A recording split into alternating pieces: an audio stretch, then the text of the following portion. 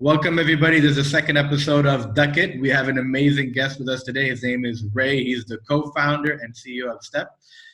Today, we spoke about his journey, his personal story, where he went to school, where he grew up, how he came up with Step, which used to be called Start, and also where he sees the future of the event business, whether it's going to go online and how the physical events are also going to change. Thanks a lot. And don't forget to watch the full episode and subscribe to DUCKit. Thank you.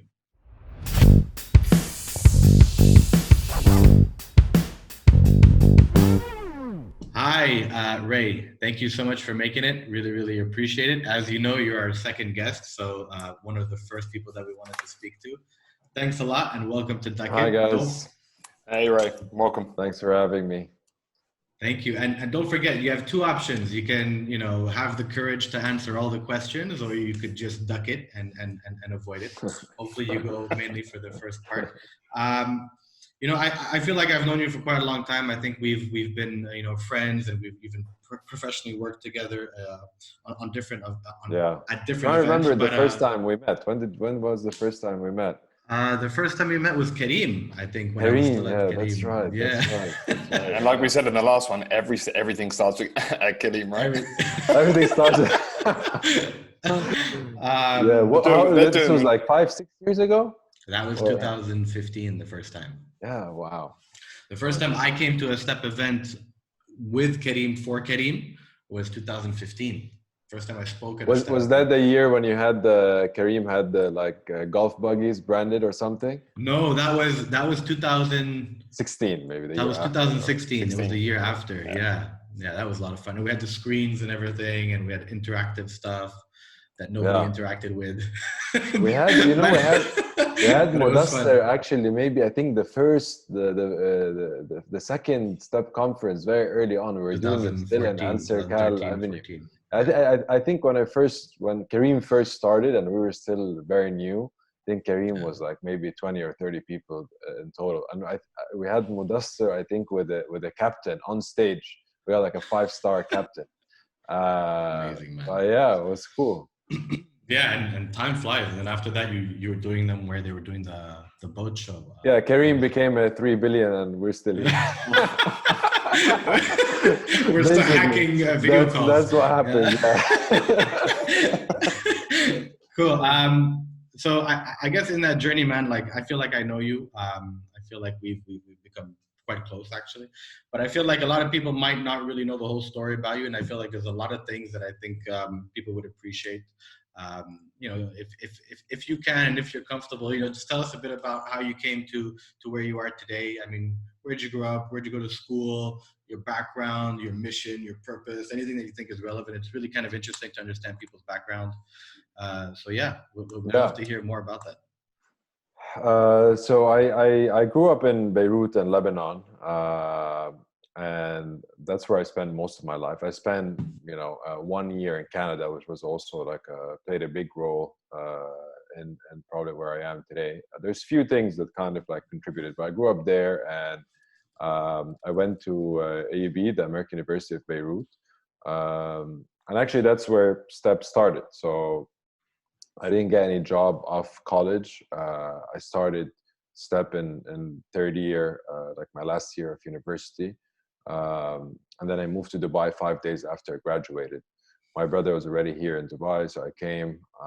And then, what was the reasonable place to come to? And Beirut is great, but Dubai is more like the land of opportunity. If you're in the Middle East, you either leave the Middle East or you come to Dubai. These are the two options. Yeah.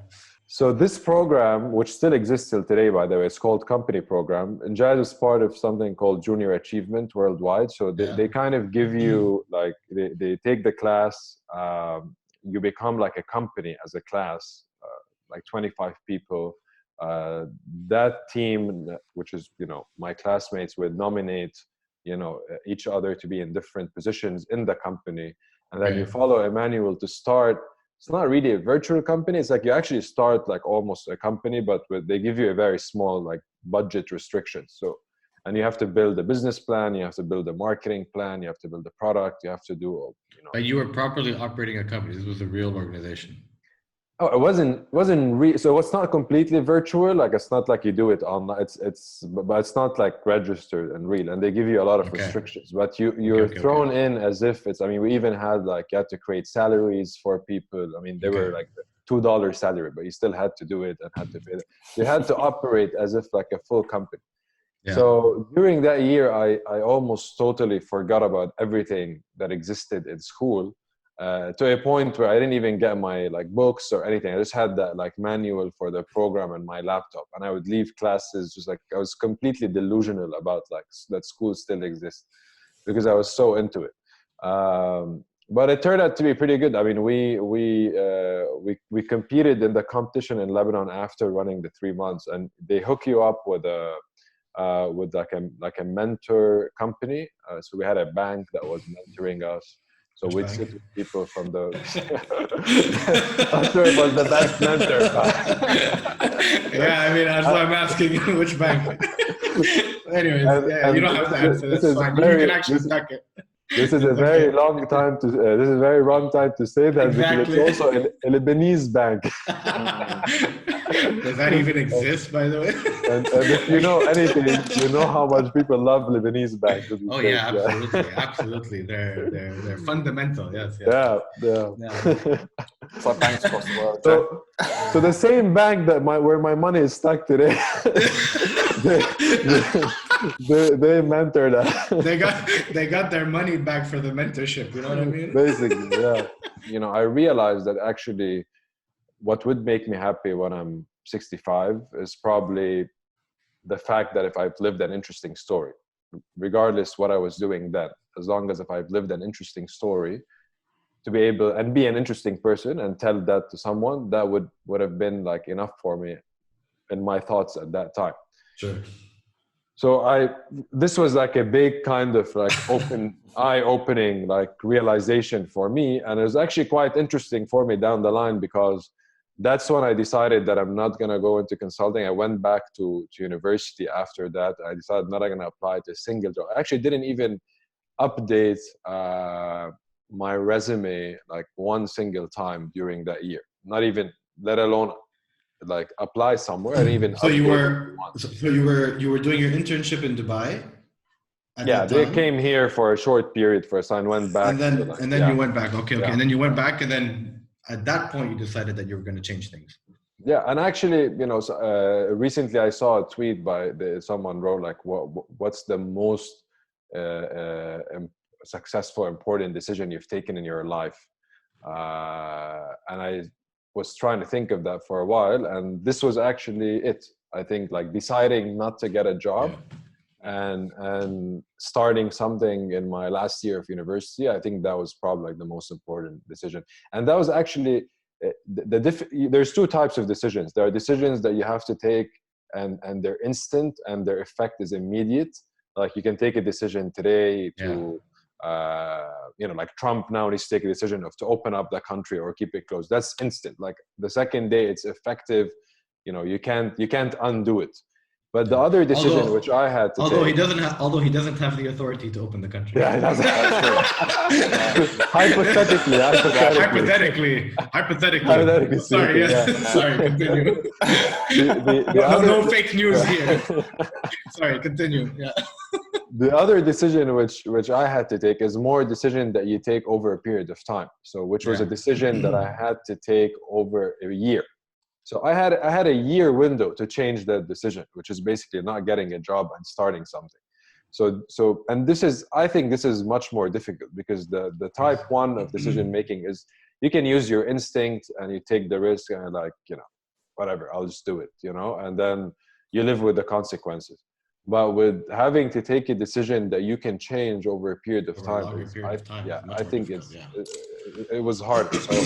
So going back to university and, you know, everyone around me applying to jobs, you know, same thing, applying for consulting. They thought I was nuts. So I started STEP during that third year because I was doing something that has to do a little bit with like workshops and events in school as part of like extracurricular. So I went and created workshops in art galleries in Beirut. So we started doing like these like 5-6 hour workshop, but the emphasis a lot was in the environment that you're in, and like you're in an art gallery, like the things that you see at Step today, the details probably of how we do things, like on a very smaller scale. That's what I was like trying to do. So you were on, but you were on your own. There was no co-founders, no organization. It was just you. It was actually no. At that time, yeah, I had started alone, and then in university, I think you know Baha, one of my co-founders. Yeah, he was there in university with me, and I told him, you know, why don't you come and join this what I'm doing, and he did during that time, and we were doing that together. And my brother from Dubai, you know, we needed like the initial funding, so he sent me some, you know, the basic initial funding, and we started doing that. We were still at university. And there were workshops for what? For startup kind of. They weren't. I mean, I didn't even know what startups were at that. I knew, like I used to, you know, but there wasn't. I mean, you know as well. Like this was 2010. I think it was around the time that celebration of entrepreneurship happened. It was the only thing that existed around startups in the region. So not just me. I think. I mean, I used to watch things online, but there wasn't the ecosystem that there is today. Like that didn't exist whatsoever. So, but what we had actually, we had like the workshop was called. I think we did it like before the second year was starting, and we called it like peak performance. It was like personal development, but we edited these videos, and one of the videos we had Fadi Ghandour's like interview with CNN. We had like Steve Jobs, the speech that he gave. You know, we had like mixed different things. So there are a lot of like entrepreneurs and startups in the content that we did in these workshops. So the Step workshops when you started, they were like self-development kind of, you know, planning your own career, stuff like that. But it was very like self, you know, building and motivation and you know, become a business leader. I mean, right now, I personally don't believe in these. Like, no, I know. I'm not holding you to it. I'm just asking, is that how it started?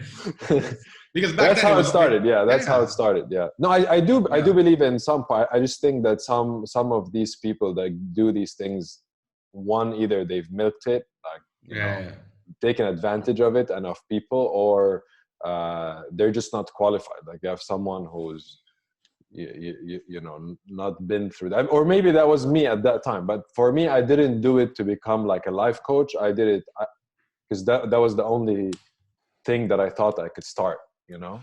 No, absolutely. But I mean, at that time, if we go back like 10 years, at that time, that was the thing, right? That was like self-motivation, self-help books. Every month there was a new book by a new person about how you can improve yourself and, you know, how you can educate yourself, improve your life, and what journey and what path you have to take. Yeah, and we created an experience with these events, because it wasn't only about, you know, just the, like, it was a whole kind of like experience.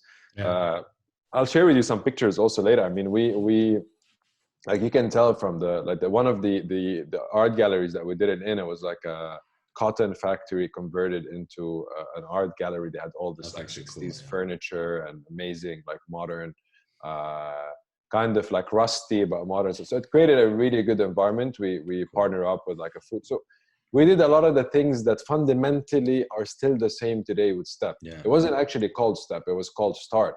I changed it into Step when I moved to Dubai. What was that? That's actually a cool story. Why? Yeah. Why? What was the change? I don't know. I mean, it's kind of It's a step up from Start. So Start, then we start. There you go. That's cool. That's the marketeer coming out in you, Chris. You're just gonna. You mean the bullshitter? You mean the bullshitter coming out of me? Anyway, I would not say so. But cool. And then when you came to Dubai, basically, like, that was fundamentally a company, and it was formal, and that's it. You started and you arrived at Dubai and you created Step as an event. So when I entity and everything.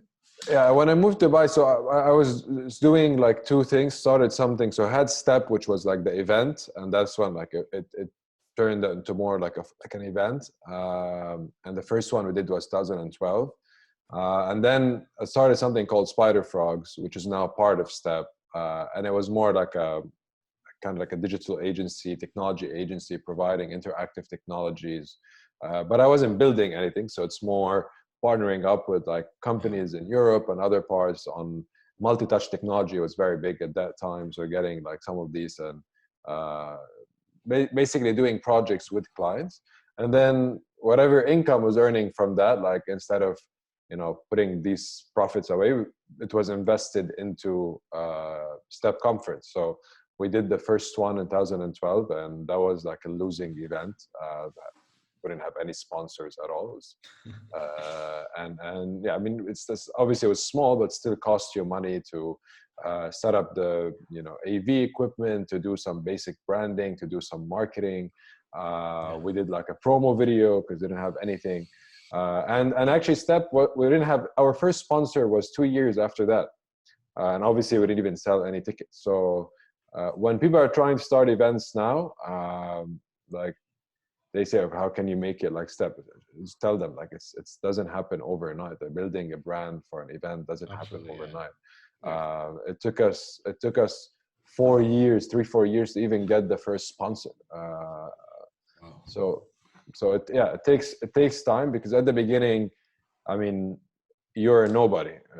At that time, I was there. No one knows me. No one knows the brand. No one knows anything. So, and actually, I focused a lot on the community. So we put a lot of effort into the community and interacting with the community and creating like some super fans and people who really like the brand and like what we're doing in terms of the events, and it built slowly. Would you say that that Step as an event, its success was kind of timely in the sense that it also coincided with the kind of burgeoning startup scene? I feel like they're interrelated and they're interdependent, right? Like people didn't see the need or understand the value of either the event or the startup ecosystem independently, but they kind of grew together, right? We were very lucky with that, because I mean, I'll tell you that there are many things that I can say I was not lucky in, but this was one thing that I was very lucky with. I mean, hard work is important, but sometimes luck like comes into, and luck is timing, So we were trying to do what we were trying to do at the right time, and we didn't know it. It's not like we predicted that this ecosystem is going to be created, and that's why we were just wanting to do like cool tech events, and have people have a good time and good experience with them. But it happened to be that exactly what you said, where it was a boom of like a startup ecosystem in the region. We went from 8 startups in one of the years to 85 the year after. Wow. Yeah. So I mean, that was, I think, 2015. So from 2014 to 15, we went from 8 to like, we barely were able to get the 8. Like we had to fight our way around to get 8 startups.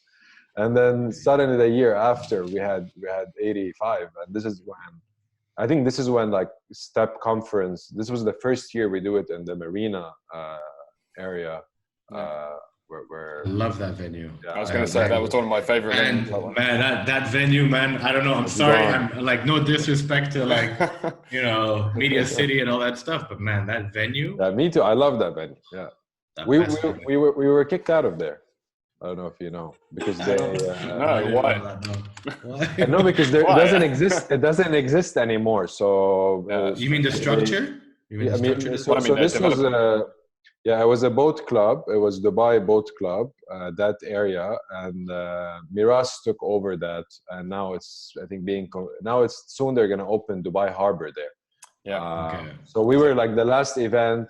We were out, then they closed construction all around it, and they started digging. So, because there was never a permanent kind of event. If you remember, it was like a bit raw. There was just one structure. We had to build other structures. So I had to go find somewhere else. But I was kind of hoping there was a bit of a harder story into that. But you can develop the land, and that's fine. Yeah, it's very difficult. But like we put a lot of, I don't think other events put as much emphasis on venue as much as we do. And it's so important. Like it's so important. But it's coming back to your DNA of kind of what you were talking about at the start, the kind of the cotton gallery, that creating that experience. Like the event itself, the venue has to create that experience, right? Yeah. It doesn't create it on its own, I think, but you need so you need to have a canvas that's like you can build something on. Yeah, if you have the wrong like canvas that you want to paint on, then whatever you do, it's not going to look good, you know. So, but we try to find, and that's how we research for venues, like find a venue where you know we know if we build certain things, it will end up being really nice. And that's crazy right now because now we're doing online events, which where venues don't exist.